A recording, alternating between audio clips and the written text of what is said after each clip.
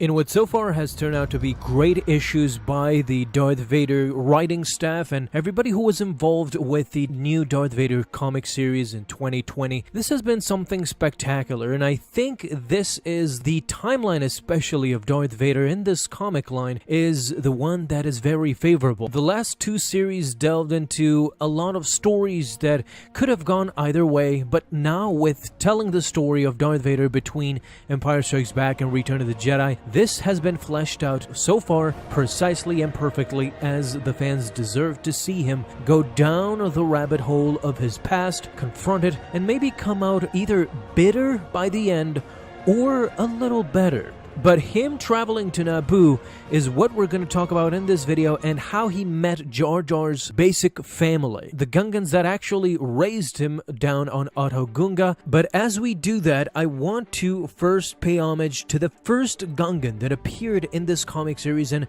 many of you might have forgotten him. Stay till the end to see the Gungans that were there when Jar Jar was being raised as a child until he was banished. We will talk about those people by the end, but let's go from the first issue onwards. In the first issue, if you guys remember, I honestly thought this Gungan was Jar Jar, and how befitting it would be if Jar Jar would participate in this battle. The problem with it is that Jar Jar already appeared in the famous novel where we saw a brief history of him, what happened in the aftermath of everything that we saw in the movies. Jar Jar appeared in the novel Empire's End, where we see him performing as a jester on the streets of Naboo, ashamed and guilty for what he had done to the former Republic. While many saw that as a befitting punishment, I honestly would have loved for them to include Jar Jar in this battle. Although it's not befitting canonically, I understand that. It would have been beautiful to see Jar Jar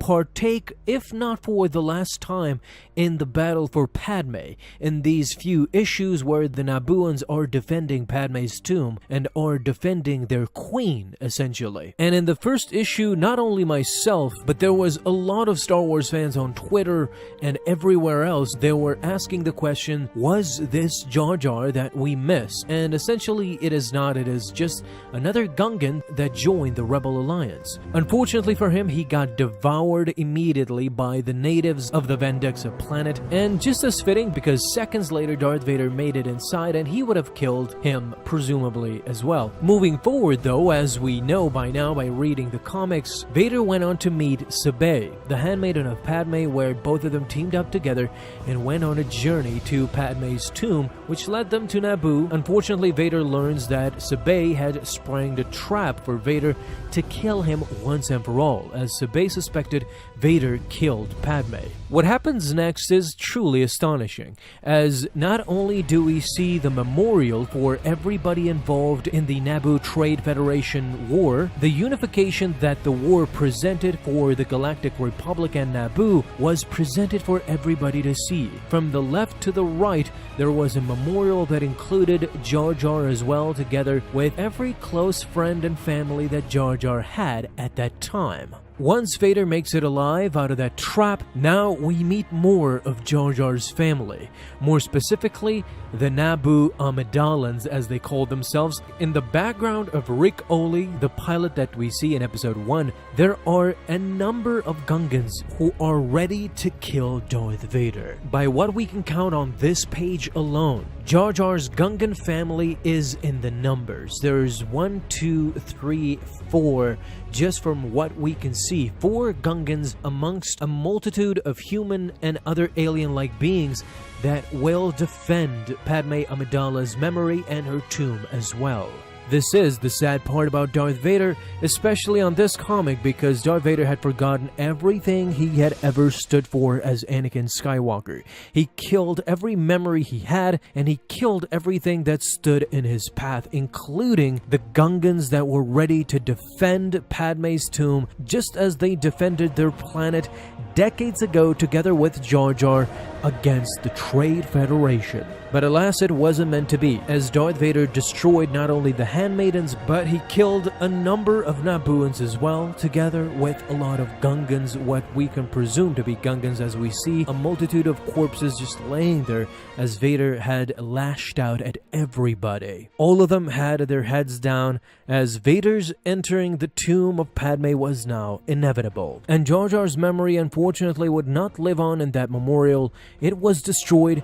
Sadly, as I said previously, he did not participate in this battle, although I would have loved to see Vader kill him in this battle and end Jar Jar's poetic existence in sort of a heroic way, I would assume. For those who missed that battle, let me quickly recount on what happened. Vader was of the Empire, and he was basically coming to desecrate or destroy her tomb in any shape or form. If they only knew that Vader had come to find out more about Padme, to find out about her children that Vader and she had together decades ago. Let's not forget that Darth Vader is basically after Luke this whole time. He cannot rest until he finds Luke Skywalker before his master Emperor Palpatine, who will use Luke Skywalker to ultimately remove Darth Vader and institute a new apprentice, a stronger and a younger Sith. In understanding that, we get to see Darth Vader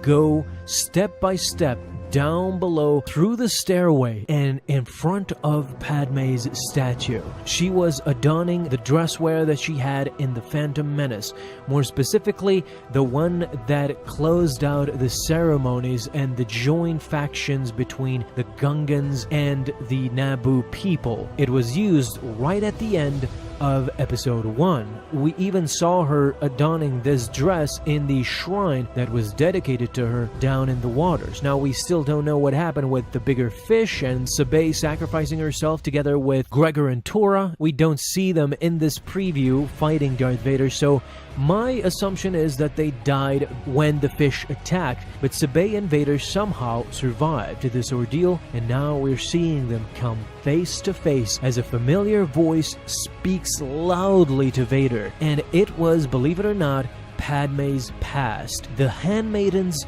of Padme had banded all together. One way or another, they're not going to let Darth Vader enter that tomb.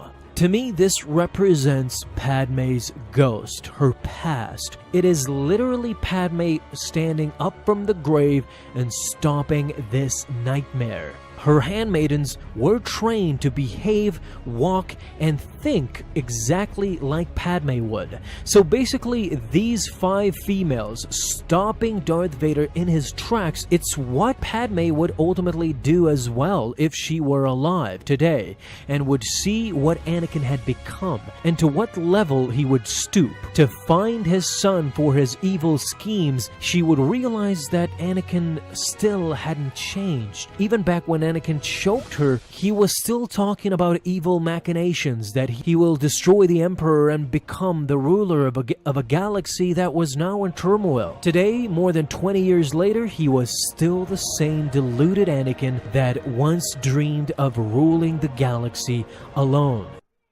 So guys, thank you so much for watching this video, and if you enjoyed, leave a thumbs up down below, subscribe for dailies. Now you can have an awesome day, Star Wars fans. I'll see you in the next video, and may the Force be with you.